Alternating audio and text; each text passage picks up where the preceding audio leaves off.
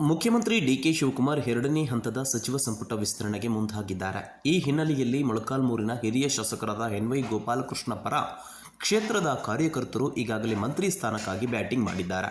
ಚಿತ್ರದುರ್ಗ ಜಿಲ್ಲೆಯ ಮೊಳಕಾಲ್ಮೂರು ವಿಧಾನಸಭಾ ಕ್ಷೇತ್ರದಲ್ಲಿ 7 ಬಾರಿ ಶಾಸಕರಾಗಿ ಆಯ್ಕೆಯಾಗಿರುವಂತಹ ಎನ್ವೈ ಗೋಪಾಲಕೃಷ್ಣ ಅವರು ಹಿರಿಯರಿದ್ದಾರೆ. ಅವರನ್ನು ಮಂತ್ರಿ ಮಾಡುವಂತೆಯೂ ಕೂಡ ಈಗಾಗಲೇ ಲಾಬಿ ಆರಂಭವಾಗಿದೆ.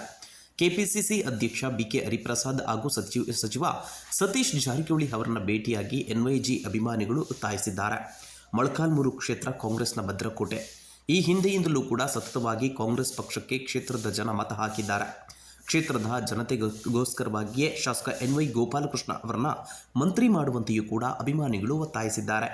ಇನ್ನು ಇದೇ ಸಂದರ್ಭದಲ್ಲಿ ಕಾಂಗ್ರೆಸ್ ಮುಖಂಡರಾದ ಅಶ್ವಥ್ ನಾಯಕ, ಅಶೋಕ್, ವಿಜಯಕುಮಾರ್, ನಾಗಿರೆಡ್ಡಿ, ಭರತ್ ಸೇರಿದಂತೆ ಹಲವು ಮುಖಂಡರು ಭೇಟಿಯಾಗಿದ್ದಾರೆ.